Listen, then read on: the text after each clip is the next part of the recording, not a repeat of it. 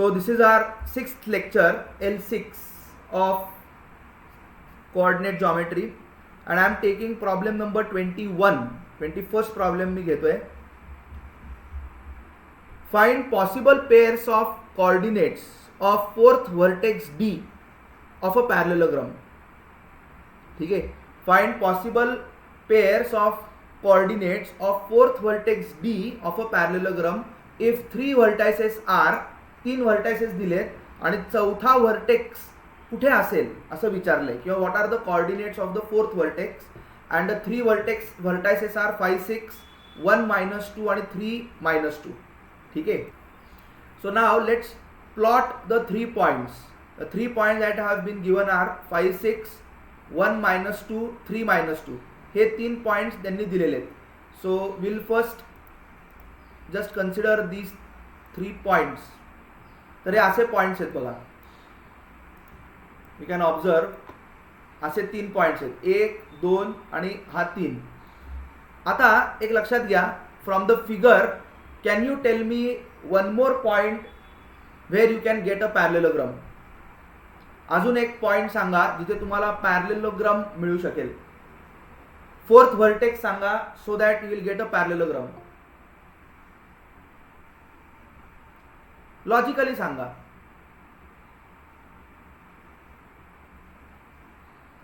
Yes, from the figure can you tell. So people are saying 3,6 हा point सांगताय तिथला जिथे माझा कर्सर आहे. सो बरोबर आहे. 3,6 जर का मी पॉइंट घेतला, I will take one more point series 3, 6.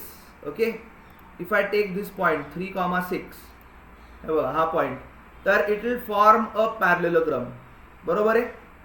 Can there be one more point where you can get a parallelogram? Can you tell me one more point? अजून एखादा पॉइंट सांगू शकाल का?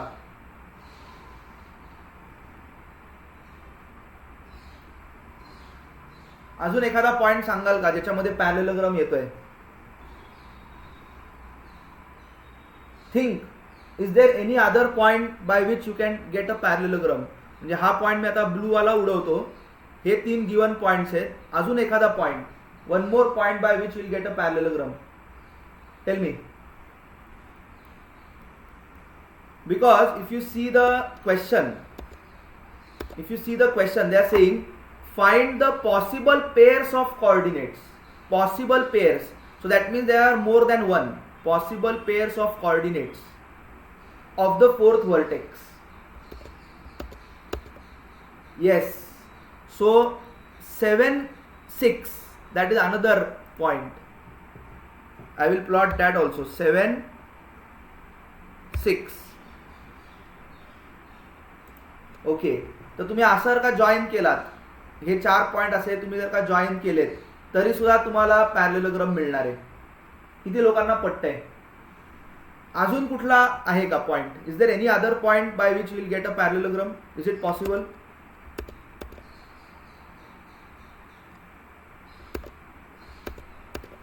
Tell me.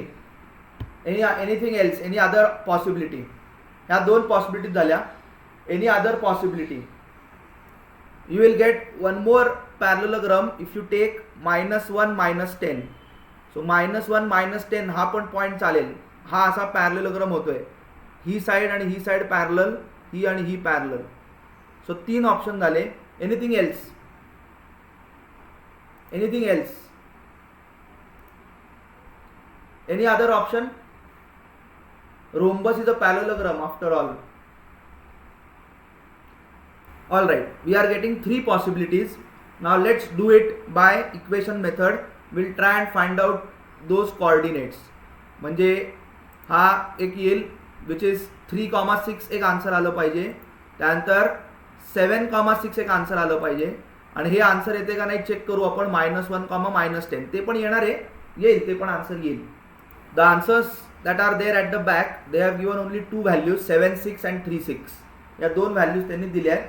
पण ऑब्विसली -1, -10 अजून एक answer येत आहे. तुम्ही चेक करा. -1, -10 जर का घेतलं बरं का, तरी सुद्धा एक पॅरलेलोग्राम तुम्हाला येतोय. पण आता आपण त्यांनी जे आन्सर दिलेत ते बघूयात कसे येत आहेत. So I will right down the given points. Okay, so what are the given points? A is 5,6, A is 5,6, then B is there, B is congruent to 1, -2, and then C is there, C, which is congruent to 3, -2. C is 3, -2. I have written the points. आता त्याच्यामध्ये असं आहे A B C. आता याच्यामध्ये हा B आहे 1 -2. This point is B, this point is C. So BC एक side झाली आणि हा पॉइंट A आहे. ओके, सो एक रफ डायग्राम जस्ट मी काढून घेतो बरं का. कधी कधी काय होतं, रफ डायग्राम काढण्याने तुम्हाला थोडंसं एक हेल्प मिळते to solve the problem. Okay, तर जर का एखादा प्रॉब्लेम सुटत नसेल किंवा काय, तर एक डायग्राम काढायचा so that you get a hint for the problem. Okay, तो एक रफ डायग्राम, 2 पॉईंट्स इथे आहेत.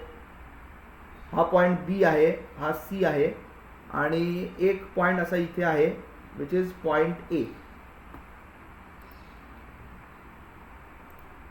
So this is the rough diagram that I have drawn.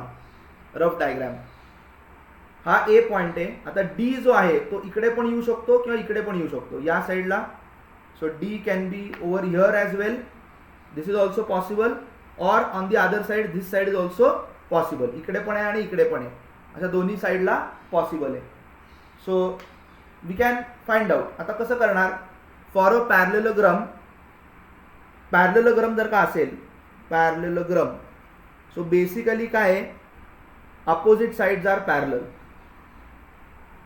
Opposite sides parallel, but at the same time we can also use a property. Also we can also use opposite sides.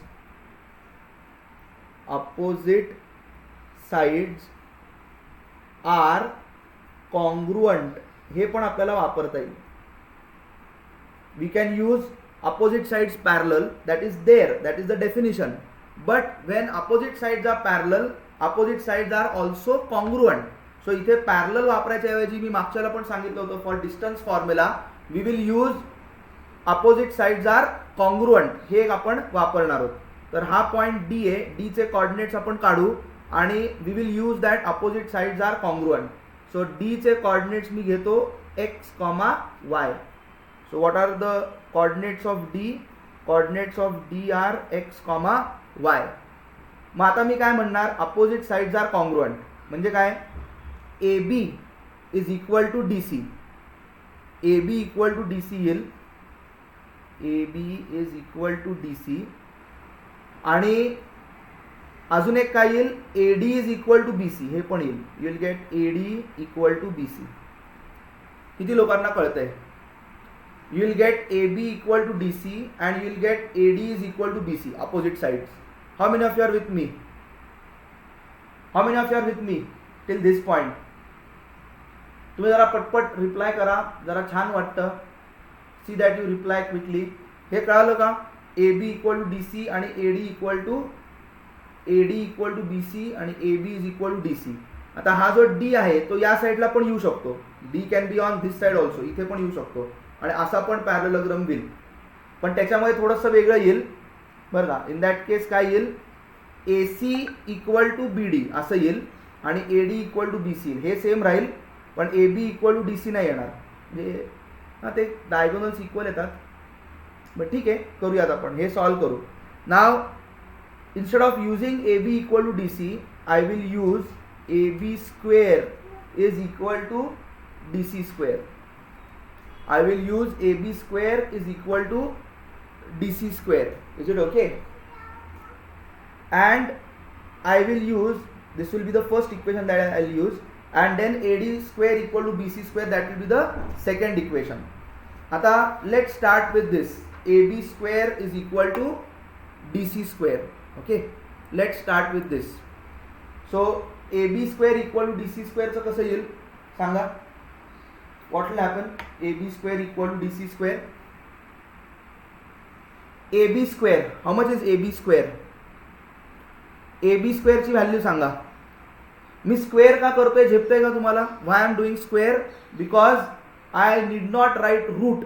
Distance फॉर्म्युल्यामध्ये root येतो, तो route नकोय म्हणून AB square मी करतोय.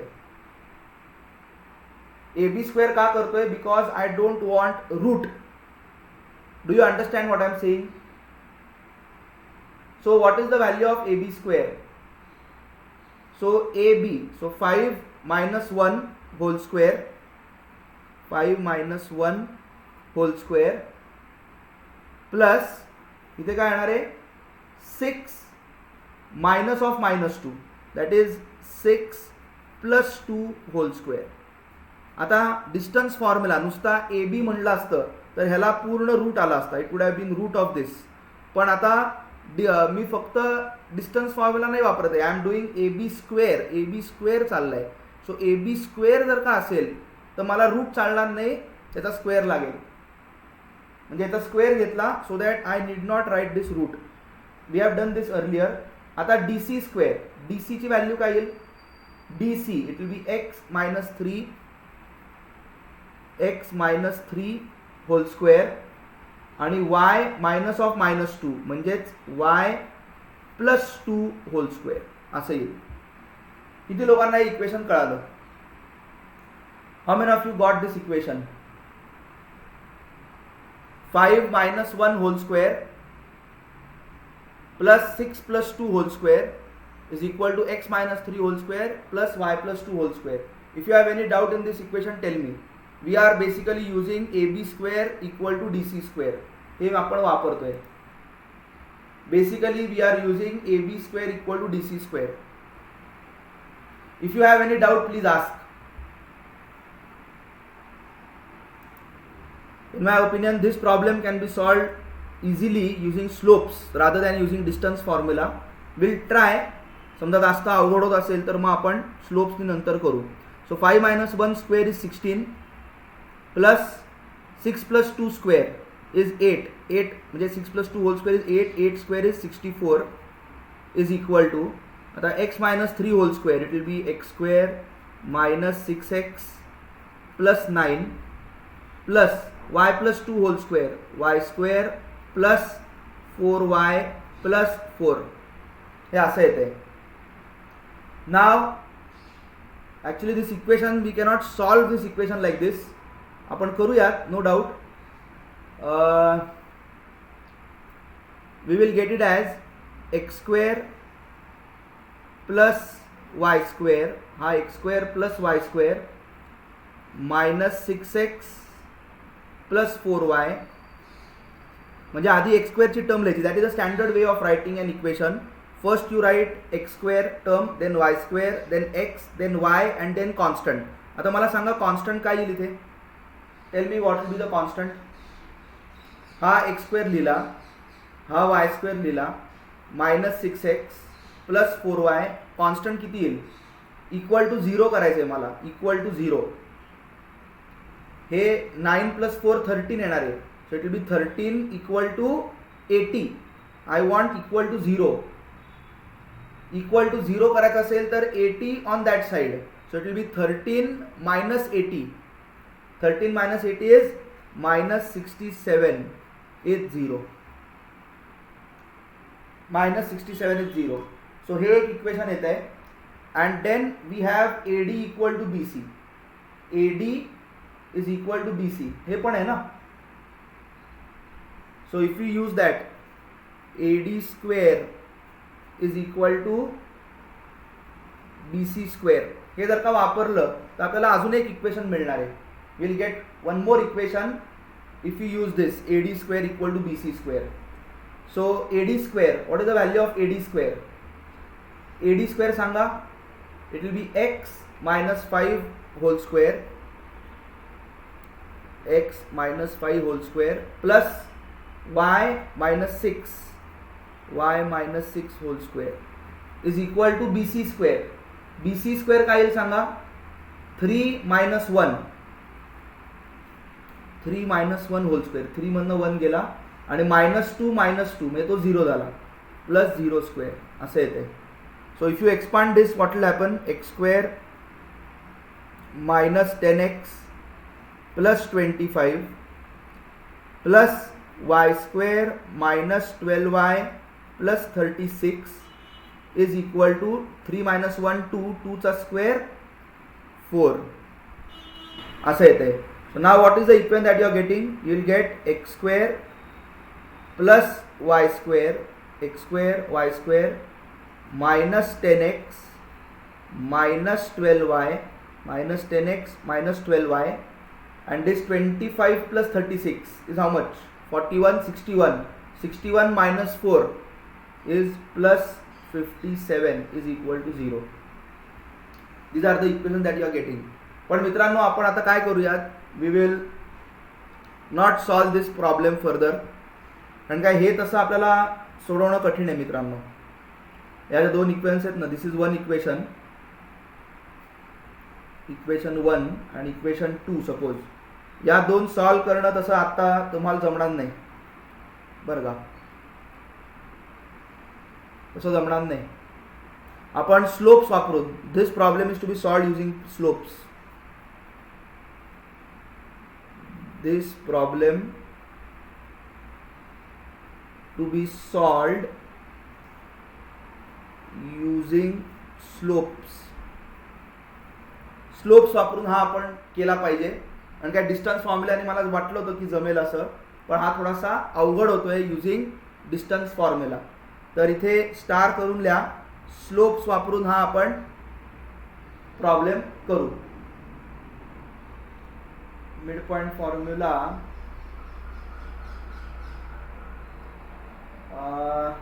एक minute. So Atharva has come up with a very good idea of solving the same problem. So I will give it the name Atharva solution. Atharva solution.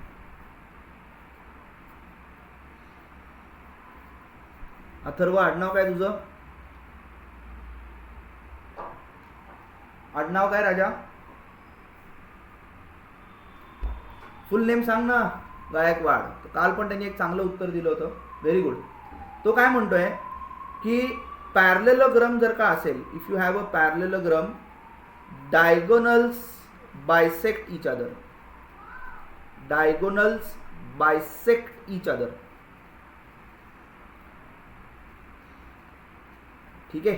So he is going to use this property to solve the problem that diagonals bisect each other. म्हणजे काय, what do you mean by diagonals bisect each other? इथे जर का तुम्ही हा parallelogram घेतलात, okay, हा parallelogram असा येणार आहे. दिस इज द पॅरलेलोग्राम.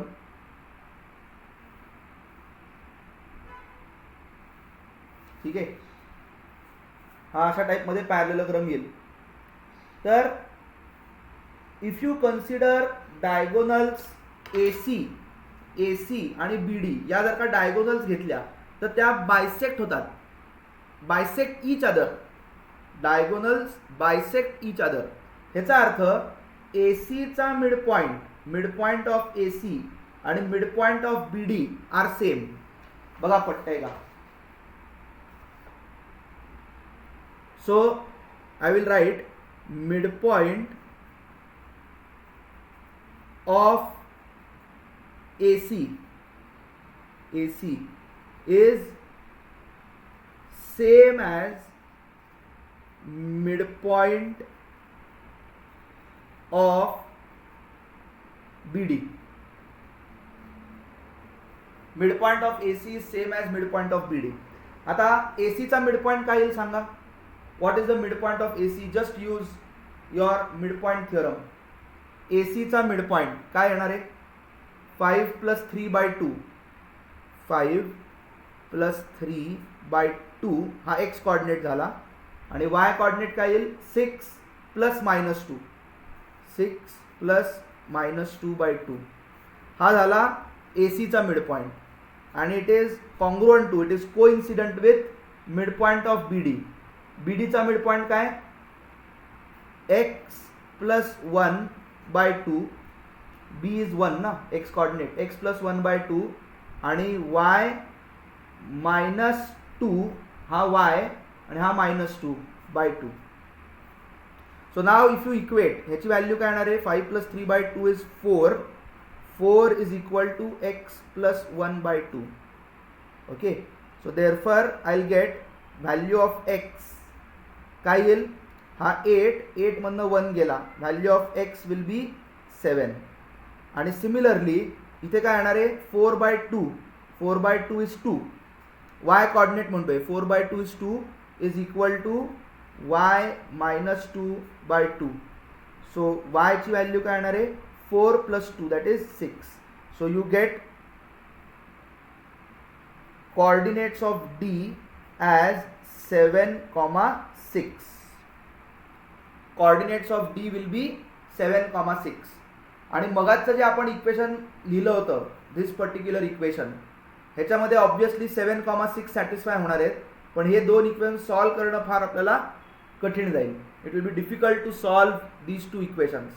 त्यामुळे आपण ही मेथड इथे कॅन्सल केली and we went ahead with Atharva's solution. He came up with a very good idea of solving. So very good. चलो, सो हे लिहून घ्या सगळ्यांनी. हे एवढं लिहून घ्या, हे खालचं तुम्हाला लागणार नाही बरं का, हे खालचं लागणार नाही. हे तुम्ही ऑलरेडी लिहिलेलं आहे इथपर्यंत. नाव द्या त्याला अथर्वचं सोल्युशन, ATHAR नाही का, अथर्वचं सोल्युशन. क्या बात आहे. चला हे करा आणि मग सेकंड पॉइंट पण काढा. इथे हा डी आहे, तो डी या साईडला पण येऊ शकतो, त्याचे पण कॉर्डिनेट्स तुम्हाला काढायला लागतील. If it is on this side what will happen ते करूयात आपण. हे आधी कंप्लीट करा. चला okay. In case 1 what were the diagonals. The diagonals वर केस 1 मध्ये AC and BD. AC and BD. AC BD were the diagonals. Now case 2 I have drawn one more parallelogram with D on the other side, and in this case diagonals are AB and CD. AB is a diagonal, CD is a diagonal. So now midpoint of AB will be midpoint of CD. तर AB and CD are diagonals in case 2. Now what is midpoint of AB? AB चा midpoint काय येईल सांगा. 5 + 1/2 that is 3 आणि 6 - 2/2 that is 2. 3,2 and that will be congruent to midpoint of CD. CD चा midpoint काय येईल 3 + A/2 आणि -2 + B. -2 + B/2. Now you can equate and you can find out values of A and B and you will get the second position. You will get second position for the vertex D. चला हे करा, हे complete करा. मगाशी केलं तसंच हे करा. A आणि B च्या व्हॅल्यूज काढा. So if you equate what will happen? Yes, tell me. 3 is equal to 3 + A/2 म्हणजे 6 - 3. A ची व्हॅल्यू येईल 3 नाही का. आणि here you will get 2 is equal to -2 + B/2. So B ची व्हॅल्यू येणार आहे 4 + 2 दॅट इज 6. सो D चा सेकंड ऑप्शन तुम्हाला मिळेल 3,6. आणि पहिला एक ऑप्शन आपल्याला मिळाला होता 7,6. The other option is 3,6 case 2. चला लिहून घ्या.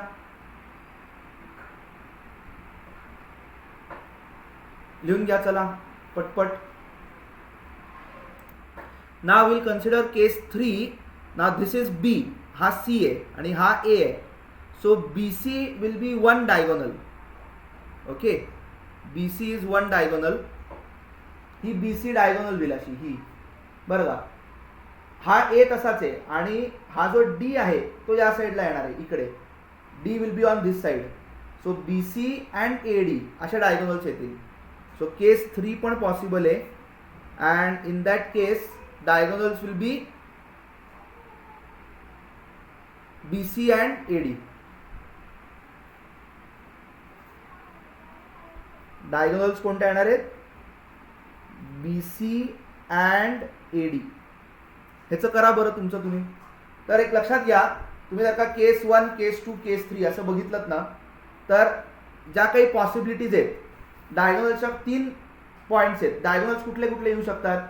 एकदा आपण AB ला डायगोनल घेतलं, एकदा AC ला डायगोनल घेतलं आणि एकदा BC ला डायगोनल घेतलं. असे डायगोनल्स कन्सिडर करून आपण 3 केसेस आल्या. किती लोकांना 3 केसेस झेपतायत?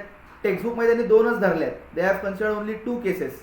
पण BC पण डायगोनल येऊ शकते. BC एक डायगोनल आणि D इकडे खाली येईल आणि AD will also be a diagonal, असं पण येऊ शकतं. आणि अजून एक ॲक्च्युली पॉसिबिलिटी आहे, हे एक करा, BC आणि AD त्यांनी एक व्हॅल्यू येईल. And there can be one more possibility. तर त्याच्यामध्ये हा इकडे होता, तर हा पॉइंट आहे AD, बरोबर आहे, BC आणि AD, correct. This is the third possibility. So midpoint of BC, what is the midpoint of BC? Tell me. Midpoint of BC will be 1 plus 3 by 2, म्हणजे 2, minus 2 plus minus 2 by 2, म्हणजे minus 4 by 2, that is minus 2. That is the midpoint of BC. That will be congruent to midpoint of AD. A चे coordinates काय? 5, 6 आणि D चे coordinates P, Q घेऊयात. D चे coordinates या केसमध्ये will take it as P, Q. So AD is the diagonal. So AD चा midpoint काय येईल? 5 प्लस P बाय 2 आणि 6 plus Q by 2. Now you can equate. You will get 2 is equal to 5 plus P by 2. So P ची value काय येईल? 4 minus 5, that will be minus 1. P ची value -1 आणि इथे येईल -2 is equal to 6 plus Q by 2. So in this case Q will be what? It will be -4 minus 6, that is -10. So -1 comma -10. -1 comma -10 will also be a possibility. -1 comma -10 will also be a possibility. हे पण लिहून घ्या. केस 3. This will also be a possibility. Case 3. I hope you have written 3 cases. In your textbook they have taken only 2 cases. आणि ही third केस इकडे आहे बघा. हा B, हा C, हा A आणि हा इकडे D. आणि असा जॉईन करून असा पण पॅरलेलोग्राम होणार आहे. चला. So with this we complete the problem. आवडला का प्रॉब्लेम? आवडला तुम्हाला? Did you like the question? Would you like to ask something, some doubt in this question? If you want, I am ready to answer. See, I'll tell you a logic for why there are 3 cases. 3 cases का आहेत? ह्याचं मी तुम्हाला एक logic सांगतो. Why 3 cases? Pay attention. Why 3 cases? आता मला तुम्ही सांगा, if you have 4 A, B, C आणि D, हे जर का 4 पॉइंट जर का तुमच्याकडे असतील, तर what are the various cases of diagonals? डायगोनलच्या कुठल्या कुठल्या केसेस येऊ शकतात? तर आपण केस 1 घेतली. केस 1 ACBD. जर का AC डायगोनल असेल तर ऑब्विसली दुसरी डायगोनल येईल BD. केस 2 काय येईल? What will be case 2? Case 2 we have taken AB and CD. AB आणि CD is the diagonal. And then we take case 3. Case 3 मध्ये BC and AD are diagonals. BC आणि AD are diagonals. तर हे बघा, एकदा आपण AC ला diagonal घेतलं, AC आणि BD, मग AB आणि CD आणि मग AD आणि BC. म्हणजे एकदा डायगोनल घेतली AB, मग घेतली AC आणि मग घेतली AD. ऑब्विसली AB घेतल्यानंतर CD झालीच, AC घेतल्यानंतर BD झालीच आणि AD घेतल्यानंतर BC झालीच. सो या 3 केसेस आहेत इथे. चौथी केस पॉसिबलच नाहीये. तुम्ही सांगा या 3 केसेस सोडून दुसरी कुठली केस आहे का? Is there any other case other than the 3 cases? Because there are 3 cases over here also you have got case 1, case 2 and case 3. You think and tell me these are the only 3 possible cases, and that's why we have got 3 possible positions of point D. किती लोकांना कळालं एवढं? Why 3 cases हे लिहून घ्या. कारण काय आपण डायगोनल्स कुठल्या कुठल्या येऊ शकतात अशा 3 केसेस आपण कन्सिडर केलेले आहेत. We have considered 3 cases of diagonals. Let's solve 4th problem now. In 4th problem they are saying find the ratio in which line segment joining points A and B is divided by y-axis. So you have point A 3,8 and B that is minus 9,3 and y-axis divides the segment AB and the ratio we have to find out. So at times it becomes easier if we plot the points and just have an idea कि नक्की काय होतंय. Okay, so what are the points? 3,8 3,8 and then minus 9,3 so these are the points. So I'll plot the points. हे बघा हे points आहेत. हा एक पॉइंट आहे -9,3 and 3,8. आता if you join the 2 points, जर का तुम्ही हे 2 पॉइंट जॉईन केलेत तर त्याला वाय ॲक्सिस मध्ये कट करते बघा. Y axis is intersecting segment AB. Now we have to find out what is the ratio in which the segment is divided. Did you understand the question? Did you understand the question? It is the ratio in which y-axis divides the segment joining the 2 points. प्रश्न कळालाय सगळ्यांना? Now what will I do is I will consider that if you join these 2 points A and B, if you join, okay, let's say there is some point on y-axis which divides the segment.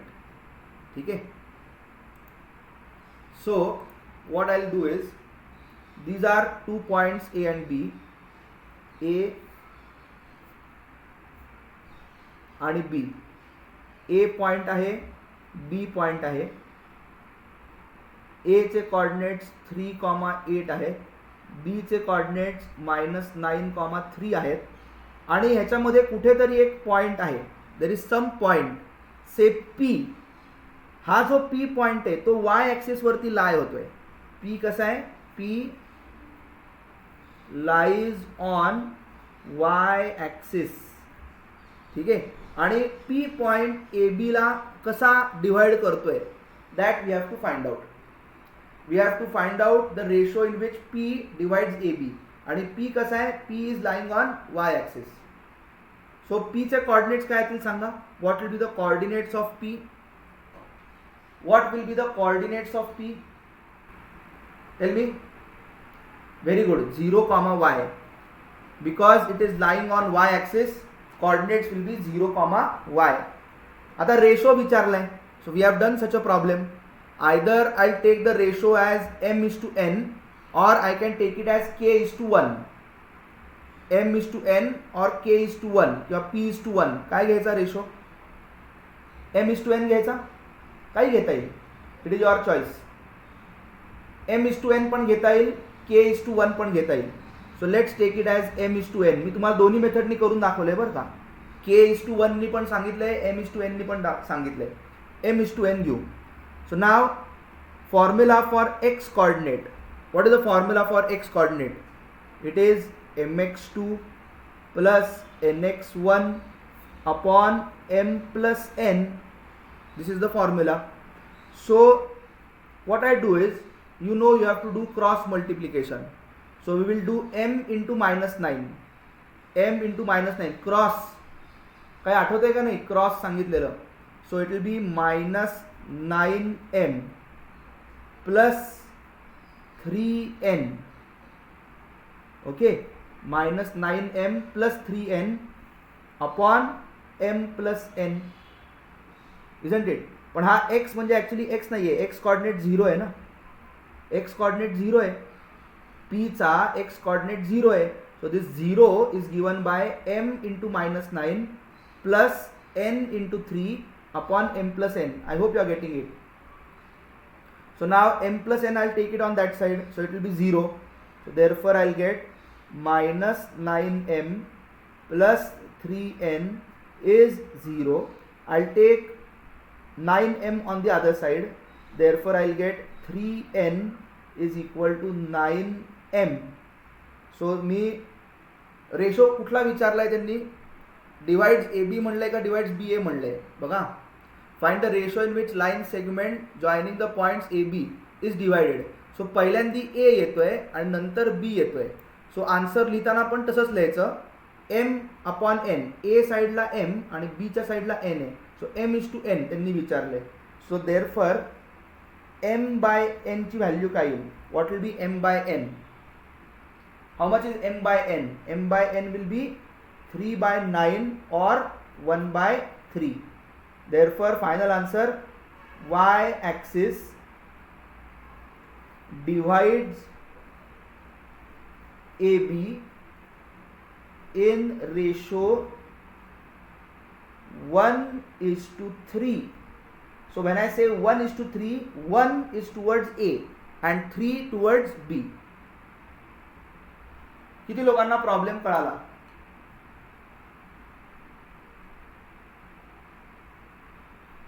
Clear झाले? We have done a problem of circumcentre. ठीक है. So what we do in that, quickly I just explain. You have a triangle, triangle ABC is there, triangle ABC is there and O is the circumcenter. So what we do is AO, BO and CO, they are all equal. So AO is equal to BO is equal to CO. So we use distance formula. पहिल्यांदी आपण वापरणार AO square is equal to BO square आणि second time we will use BO square is equal to CO square. So we will use these two equations. दोन equations तयार होतात त्यातनं.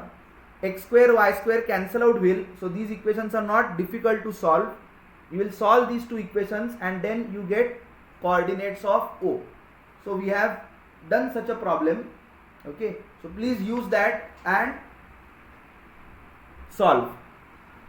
Now with this friends, मित्रांनो, we have completed everything up to exercise 5.2 and problem set 5 also we have solved majority of the problems. Majority आपण केलेत 5 problem set 5 मधले, and of course 5.1 and 5.2 is also complete. 5.1, 5.2 and 5.3 has been removed from your syllabus. Practice set 5.3, this is based on slopes. So if we get an opportunity we will definitely do this 5.3. बरं का, 5.3 आपण करू if at all we get an opportunity. But otherwise पहिले 2 exercise आपले झालेले आहेत. मित्रांनो, I am sure तुम्हाला लेक्चर्स आवडली असतील आणि सगळ्या कन्सेप्ट क्लिअर झाल्या असतील.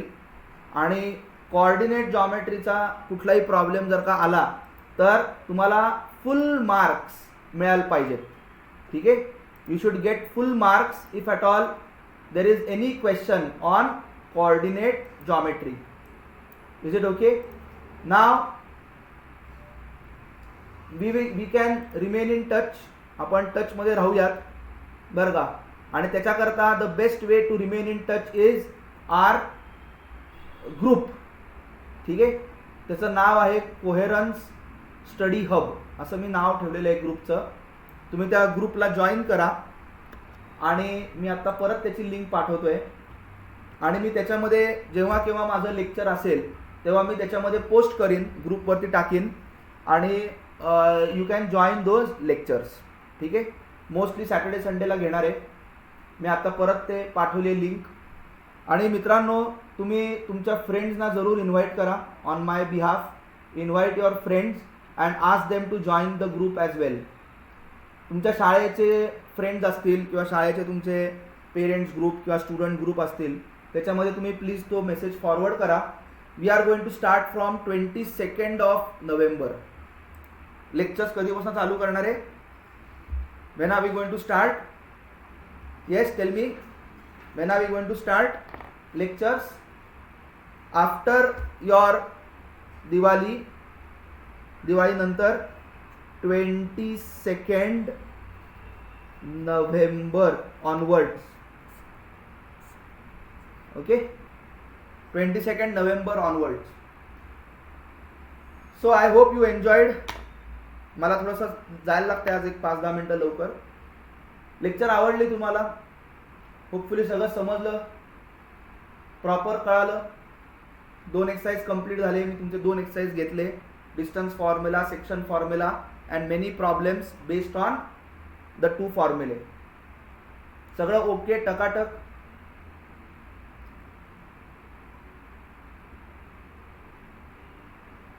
ठीक आहे, व्हेरी गुड. सो